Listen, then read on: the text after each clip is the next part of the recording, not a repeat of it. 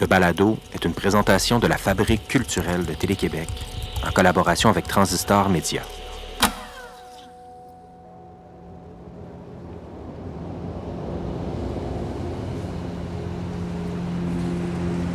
Je sors du pavillon d'hébergement Alfred Desrochers. L'hiver se faufile sous mon manteau. Je me dirige vers le métro Côte-des-Neiges. C'est ma 3e visite de la semaine.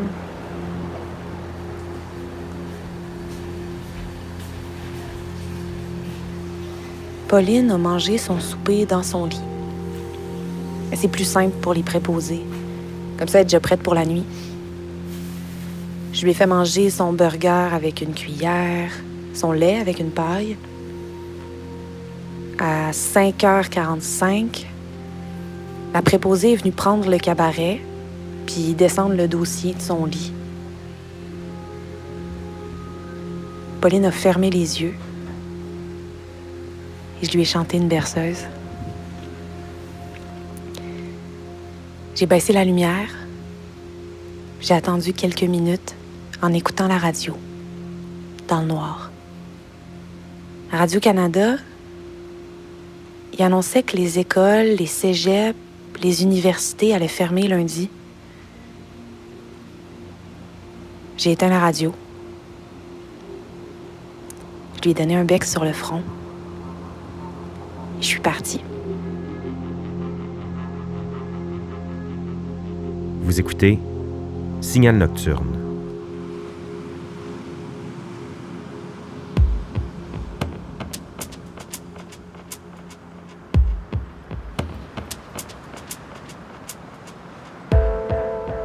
Pendant plusieurs années, j'ai vécu à quelques pas d'un hôpital. En louant cet appartement-là, j'avais pas réalisé que les sirènes se faisaient aller comme ça, aussi intensément durant la nuit. Un soir d'Halloween, je me souviens qu'une amie m'avait dit à la blague « Si les sirènes te réveillent, j'espère au moins qu'il y a quelqu'un qui est en train de mourir. » Comme s'il fallait que ça vaille la peine. La vie nocturne que ça crée dans un quartier, un hôpital, j'haïs pas ça, même que je m'y suis attaché. Les patients qui fument en jaquette, les préposés cernés qui parlent au sel, les paramédics en stand-by, les policières qui remplissent des rapports d'incidents. C'est peut-être mon père, urgentologue de nuit, qui m'a fait découvrir la poésie dans la faune des hôpitaux. Le temps qui s'arrête dans les gros ascenseurs, sous les néons d'une aile tranquille ou dans une cafétéria déserte. Je suis conscient que c'est pas tout le monde qui voit la beauté entre les 4 murs gris-vert d'un hôpital. Moi, les nuits que j'y ai passées avec un peu de morphine pour faire passer une pierre au rein ou avec un poupon endormi dans mes bras représentent des bons souvenirs. Pour quelqu'un comme l'autrice Camille Paré-Poirier, c'est autre chose. Cette comédienne originaire de Québec a passé une bonne partie de son adolescence dans un lit d'hôpital, à attendre son congé pour traverser le boulevard Laurier et aller rejoindre ses amis aux Ardennes. Camille a parlé de son rapport à la maladie dans le recueil « Dis merci », qui est une de mes lectures marquantes de 2021. Elle écrivait « Dis merci » en parallèle au projet audio « Quelqu'une d'immortel », une uchronie documentaire basée sur la maladie dégénérative de sa grand-mère Pauline. L'extrait qu'on a entendu au début est justement tiré de ce balado en 3 épisodes. J'ai développé beaucoup d'affection et d'admiration pour Camille dans la dernière année, en travaillant avec elle sur Quelqu'une d'immortel et en lisant ses textes. Cette nuit, elle s'installe avec nous dans le phare de Signal Nocturne.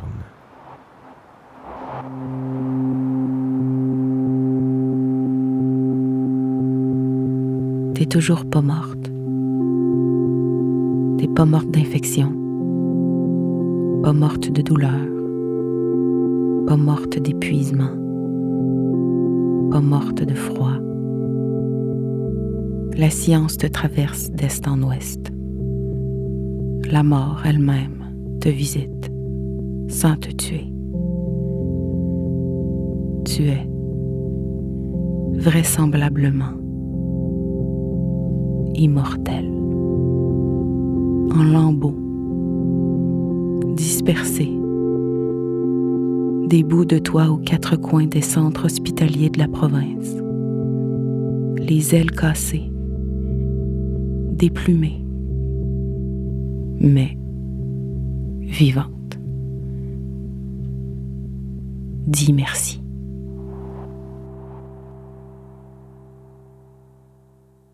Camille, on vient d'entendre un extrait de ton recueil « Dis merci », lu par la comédienne Laurence Régnier. Mm-hmm. Je savais que tu avais un talent d'écriture, honnêtement, mais je l'avais sans doute sous-estimé. Il est sorti d'où, ce recueil de poésie que tu as publié? Comment c'est arrivé, Dis merci? Mais ça, c'est une belle histoire, tu sais, c'est cool. J'écrivais de la poésie, mais je savais pas trop quoi faire avec ça. Puis, l'été dernier, je parlais avec une amie de cette histoire-là qui s'est passée à mon adolescence. Donc, dans les hôpitaux, la maladie, tout ça. Puis, qu'est-ce qui s'est passé exactement à l'adolescence? Oui, ben en fait, à 12 ans, on m'a trouvé enfin c'est ce que j'avais. Là. J'avais des douleurs au dos depuis plusieurs mois. C'était de pire en pire.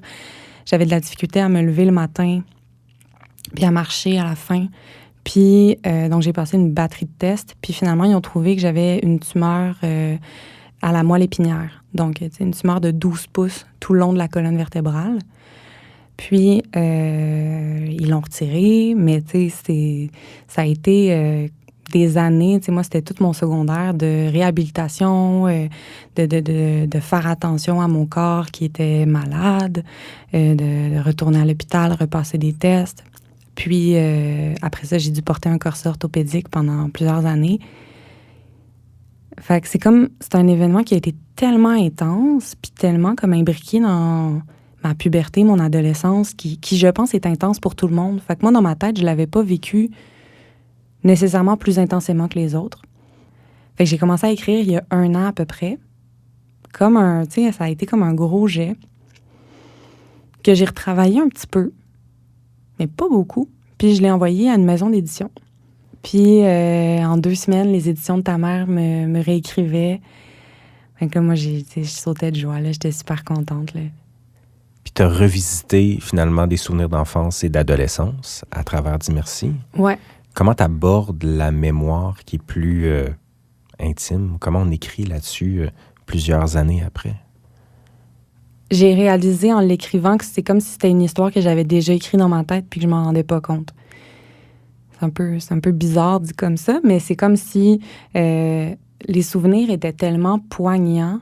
Puis tu sais, souvent, je trouve pas que j'ai particulièrement une bonne mémoire dans la vie, mais là, je veux dire, les odeurs, les couleurs des murs, le visage du médecin, la chronologie des événements, l'heure qui était quand est arrivé telle chose, tout ça.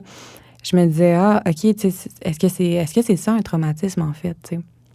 Est-ce que c'est se souvenir aussi bien de quelque chose que ton corps essaie de te faire oublier un petit peu? Que ta tête, pour survivre, essaie de te faire oublier. Mm-hmm. Puis c'est comme si de l'écrire, quand j'ai écrit la première version, je l'ai relue, puis c'est comme si là, j'avais une vision d'adulte, tu sais. Fait que j'avais comme envie de me prendre dans mes bras la moi de 12 ans, tu sais. Puis c'est peut-être pour ça que pour moi, dans le livre, le rôle de la mère est si important parce que j'ai un peu mieux compris l'espèce de détresse puis d'impuissance de mes parents face à quelque chose d'aussi monstre, tu sais.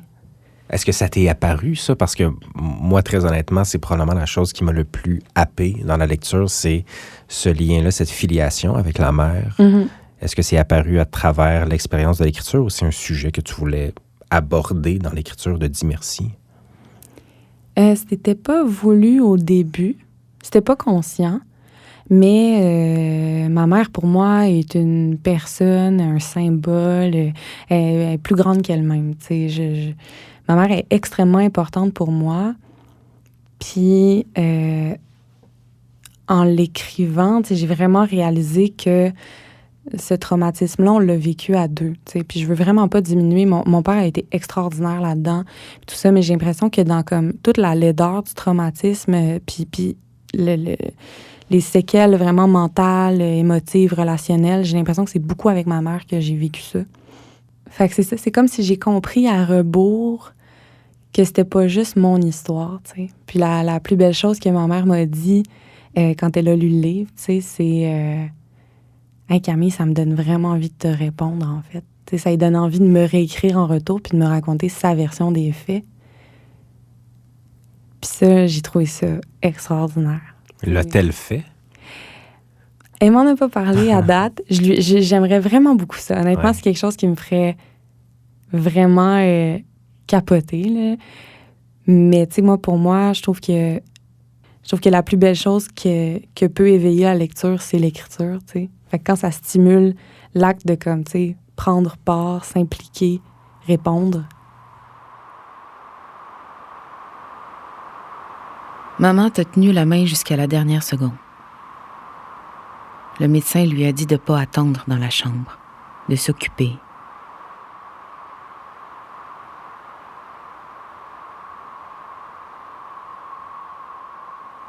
Elle se promène à Place Laurier et achète le premier iPod Nano blanc. Elle pense pas à toi. Le ventre couché sur la table d'opération, les vertèbres entre les mains d'un horloger. On lui a dit 8 heures. Ça va prendre 8 heures. Sortir le lapin, te démagnétiser pour mieux remettre ta colonne en ordre alphabétique. Les secondes humidifient sa nuque, coulent le long de ses aisselles, s'agglomèrent derrière ses genoux. Elle pense pas à toi. Ses dents sèchent dans sa bouche alors qu'elle traîne ses pieds dans les allées du Simons. Elle pense pas à toi. Elle achète des vêtements qui ont ta taille et des couleurs vivantes. S'il y a un dénominateur commun entre le recueil Dis merci et ton balado Quelqu'une d'immortel, c'est probablement la maladie, mais aussi le soin. Ouais. Ce thème-là, c'est cette idée-là, qu'est-ce qui t'intéresse autant dans l'idée du soin? Hey, je me le demande encore. Je pense que c'est parce que je trouve que ça implique tellement de sous-thèmes comme universels, mais tu sais, le relationnel, tu sais, il y a pas de soin sans relation.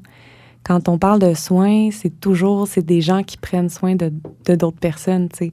Fait que c'est toujours c'est une relation d'interdépendance, t'as comme le soignant, le soigné, et vice-versa, tu sais. Puis je trouve que dans cette optique-là, l'enfance et la vieillesse sont deux pôles qui me touchent beaucoup parce que c'est comme le retour du balancier un peu, tu sais. Puis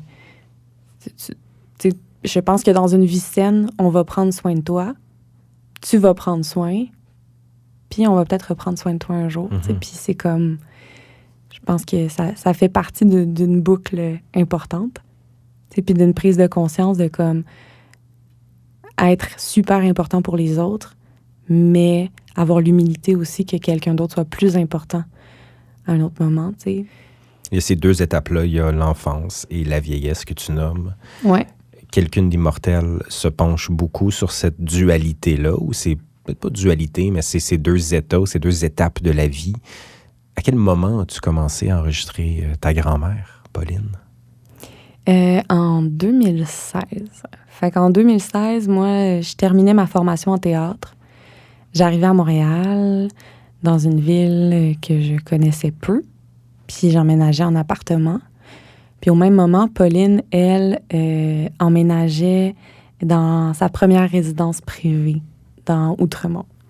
Synchronicité déjà là, intéressante. Ben vraiment. Ouais. Les deux, on vivait comme un déracinement, une espèce de perte de repère qui, elle, succédait à une perte de repère. En fait, la famille a réalisé qu'elle était plus apte à vivre toute seule, que c'était rendu un petit peu dangereux pour elle. Puis, donc, elle a déménagé dans une résidence privée. Puis moi, au moment même, j'arrivais à Montréal. Puis j'avais jamais vécu dans la même ville que ma grand-mère. T'sais, on était hyper proches, mais moi, j'étais à Québec, on se voyait aux fêtes. Puis là, tout d'un coup, on a commencé à se voir plus souvent. Puis des fois, moi, j'avais un horaire plus flexible. Donc, c'est moi, des fois, qui l'ai accompagnée, qui était là pour certains rendez-vous, ou qui, à un moment donné, quand on avait un appel de la résidence, un moment où j'étais allée attendre l'ambulance avec elle pendant 4 heures parce qu'elle était très malade. Fait que c'est comme développer une espèce de lien où est-ce que on était dans une période de transition les deux, mais on savait pas trop vers quoi. Est-ce que ça a changé ton rapport à la famille, à ta perception des liens familiaux, de travailler là-dessus, de passer autant de temps avec ta grand-mère, mais aussi d'en parler avec ton frère, avec ta mère et de te pencher là-dessus de façon aussi intense? Ouais. Ouais, ben tu sais, on parle souvent de famille choisie. Puis moi, j'ai eu l'impression que ça m'a permis de choisir des membres de ma famille aussi. Tu sais, ma grand-mère maternelle, c'est quelqu'un de qui je me suis énormément rapprochée. Puis ça a dépassé le lien filial. Tu sais, il y a eu un rapport de complicité, d'amitié que j'avais même pas moi-même vécu, encadré par la famille. Tu sais, là, on était les deux toutes seules, puis on se parlait de femme à femme, de générations différentes.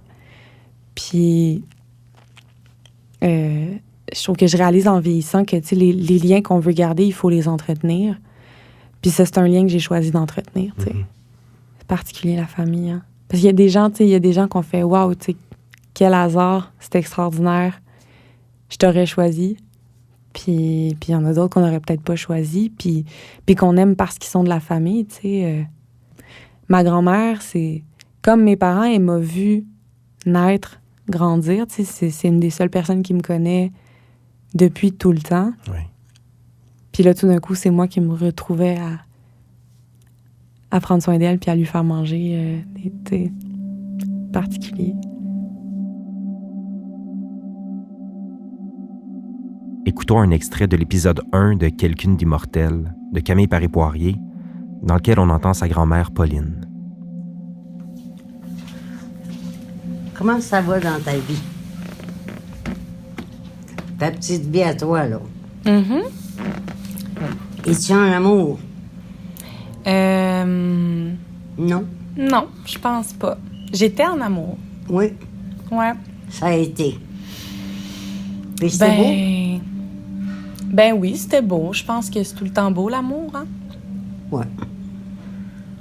Mais non, ça s'est terminé. J'ai eu de la peine. T'as eu de la peine. Mais quand t'as de la peine, c'est parce que c'était beau. C'est ça que je me dis. Parce que s'il y avait rien de beau là-dedans, là, ben, tout se bien de pas chercher l'amour. T'as raison. Mais est-ce que tu vas recommencer à chercher? L'amour? Ouais? Peut-être pas tout de suite. Pas de suite. Je vais peut-être attendre de me guérir un peu avant. Moi. Bonne idée.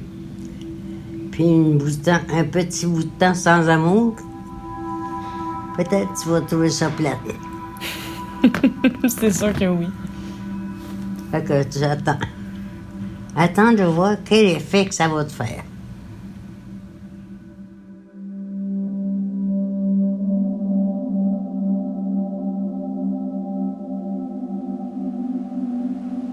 Mon pommeau de douche me fait le bouche à bouche, sans arriver à me réanimer. Les gens m'embrassent sur la bouche. Je me pince. Rien ne me fait jamais rien.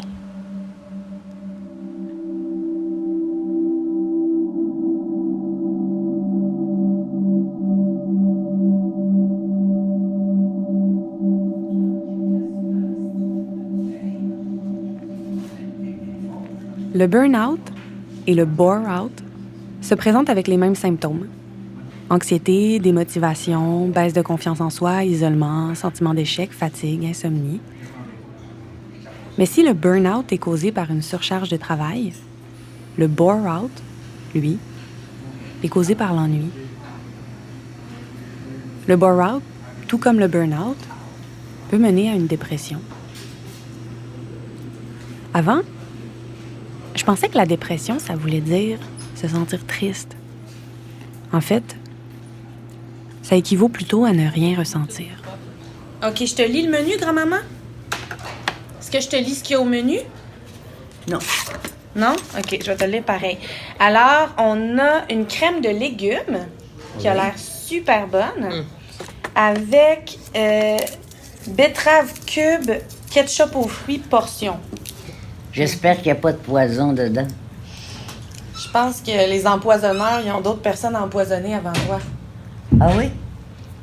Ben, je vois pas pourquoi quelqu'un voudrait t'empoisonner. Ah, il y a toutes sortes de raisons pour empoisonner le monde. Mais toi, tout le monde s'entend bien avec toi. Oui? Ouais, qu'il n'y a pas de danger. Et la soupe est bonne. Ouais, elle a l'air tellement bonne.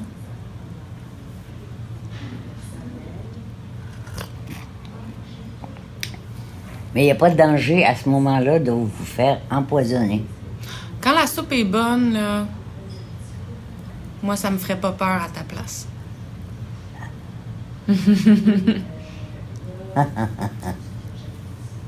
T'es nounoune.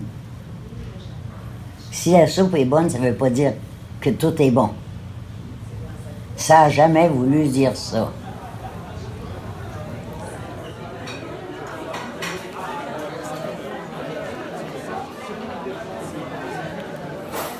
Ce message s'adresse aux serveurs et aux serveuses. Cuisse de canard. Si un client vous demande de changer la garniture de la cuisse de canard pour un haricot, salade, beurre, vapeur, tomate en salade en saison, laisseront les pommes de terre rates, mais pas avec les frites, purées de pommes de terre ou les pommes allumettes. Allergie. Nous avons eu un petit pépin avec Josélito Michaud ce midi. Ses intolérances au lactose et au gluten n'ont pas été signalées en cuisine et il s'est retrouvé à manger du beurre. Mon message est pour vous informer que ça fait 3 fois qu'il se plaint d'un empoisonnement alimentaire. Donc, s'il vous plaît, soyez super vigilants le concernant.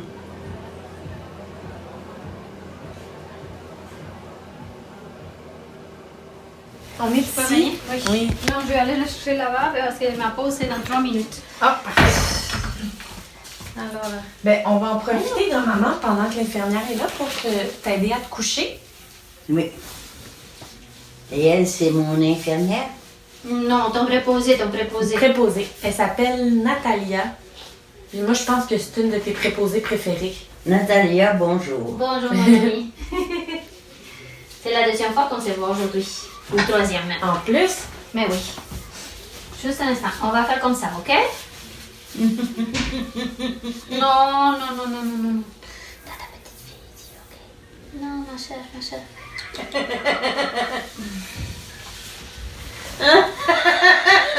grand-maman. Natalia, l'autre fois, elle me disait qu'elle te dit un secret. Et toi? Natalia, l'autre fois, elle te contait un secret. Oui, un secret à moi. Parce qu'elle, elle me voyait triste. Ah et elle oui? m'a demandé tout de suite qu'est-ce que t'as. Ah, Ah, Et je lui ai raconté. ah ouais. qu'est-ce qui t'arrive? Oui. Est-ce que c'est très triste? Ben, c'était triste pour moi parce que je ne savais pas comment gérer la situation. Et toi, tu as agi en relation d'aide. Comme ça. Ouais, grand-maman, c'est une bonne, Ah ouais? c'est une bonne confidente. Alors, oui. Moi aussi, je vous compte des secrets. Ouais. Dans la maladie, comme dans la vie, il y a une irréversibilité. Et où ta main, là? Donne-moi la main. Donne-moi ta main. Grand-maman, Oui. qu'est-ce qu'elle a dit tantôt, Natalia? Les femmes, on est nounounes et merveilleuses. C'est toi qui as dit ça cette semaine. Que je lui ai dit ça? Ouais. On est nounoun et merveilleuse, oui. Mais c'est ça, mais on est nounoun en premier.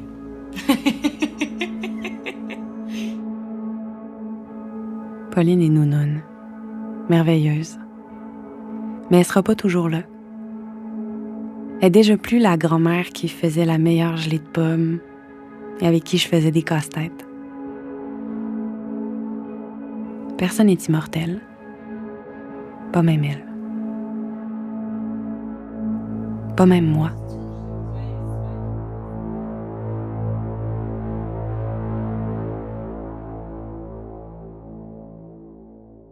À travers les différentes étapes de recherche et de labo de ce projet-là, il y a une phase où tu t'es intéressé aux liens amoureux, à tes liens amoureux, à ceux de Pauline, à l'état de veuvage, à l'état de célibat.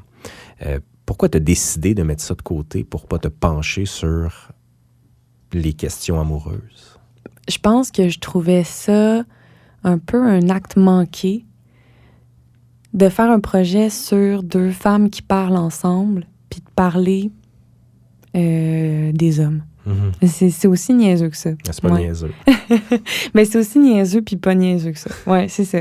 Je trouvais ça, je me disais, c'est tellement drôle que mon premier réflexe d'écriture, ce soit de... Mais c'est parce que moi, tu sais, les relations amoureuses dans ma vie, ça prend beaucoup de place, là. Je suis une personne intense, puis je ressens de la romance, puis de l'intensité, puis de la passion, puis ma grand-mère aussi. Puis j'avais comme envie de parler un peu d'amour puis d'érotisme. Fait que c'était comme une... Tu sais, je me disais, l'érotisme, les aînés, on parle pas souvent de ça. OK, je vais aller là-dedans. Puis finalement, je réalisais que, tu sais, je prenais juste des archives d'elle où est-ce qu'elle me parlait de mon grand-père. Puis là, moi, je parlais de mes histoires amoureuses. Puis j'étais comme, je pense vraiment qu'il y a des choses plus riches que ça à dire. Puis je pense que c'est ça qui m'a fait plaisir aussi dans Dis merci, mon livre, tu sais, c'est que j'avais envoyé 1 an plus tôt à des éditeurs un recueil de poésie sur mes histoires amoureuses. Et c'était pas bon. Tu sais, je veux dire, j'ai peut-être un peu, à un moment donné, parlé de relations amoureuses, mais j'étais vraiment fière que ma première publication, ce soit sur un sujet qui est, ma foi, lourd, là, chargé et tout, mais qui est hors des relations hommes-femmes. Tu sais, puis finalement, j'avais envie de parler de mortalité, d'immortalité, du rapport aux soins, du rapport à l'autofiction, tu sais, du fait de...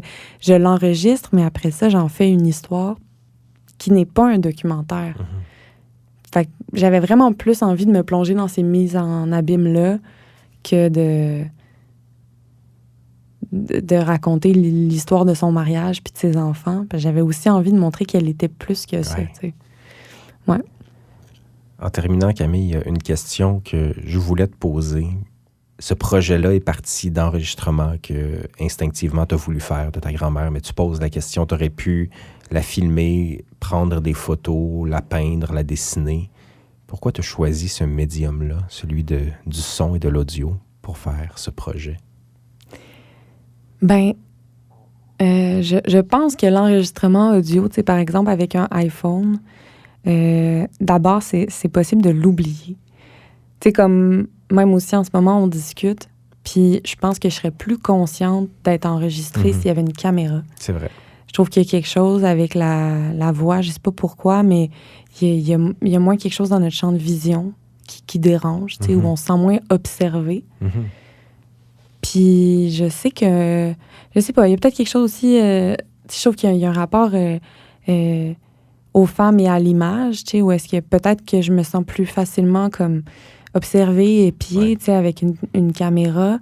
Mais je me disais, tu sais, les fois où j'ai parti l'enregistreuse puis que je demandais à ma grand-mère de l'enregistrer, elle l'oubliait après 30 secondes, tu sais. Elle savait qu'elle était enregistrée, mais plus tant que ça, tu sais. Ça existait comme plus. Fait que je trouve que ça permettait un rapport à l'intimité, à la quotidienneté. Puis, je trouve que le legs familial, le legs entre femmes aussi, c'est beaucoup dans le relationnel, c'est dans la discussion, c'est dans la transmission des savoirs, des expériences. Puis ça passe beaucoup par les mots. Oui. Puis dans ma famille aussi, on a un rapport à la musique, aux chansons. Ma grand-mère a chanté toute sa vie. Elle le dit elle-même dans sa cuisine avec ses enfants. Puis ses enfants ont appris ses chansons, puis ma mère a chanté les chansons. Donc, il y a vraiment un rapport au langage. Et je trouve d'ailleurs que ma grand-mère, même dans ses moments, même dans ses derniers moments, est extrêmement éloquente. Ouais. Elle a un vocabulaire, elle a un plaisir à s'exprimer puis à se raconter qui méritait d'être archivé à l'audio pour permettre aussi de s'imaginer le reste. Tu sais, de comme, finalement, être un peu, pas la grand-mère de tout le monde, tu sais, je vais pas prétendre ça, mais il y a moyen après ça de l'écouter puis de se projeter dans de ça. se projeter, de voir le lieu qu'on veut, puis tout ça. Fait que c'est là où, pour moi, la part de fiction embarque. C'est que finalement, c'est toutes des vraies archives, mais mises dans le désordre ou mises, coupées différemment ou avec de la musique. Ben, c'est là que l'esprit puis l'imagination embarquent puis s'envolent, ouais.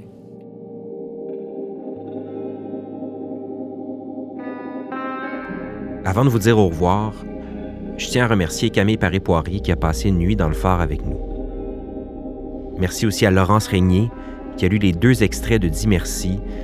J'espère que vous aurez la chance de lire ce recueil. C'est toute une expérience. Vous pouvez écouter l'intégralité de Quelqu'une d'immortel dans votre application de balado préférée. L'univers sonore et musical de ce projet-là est signé François Larivière.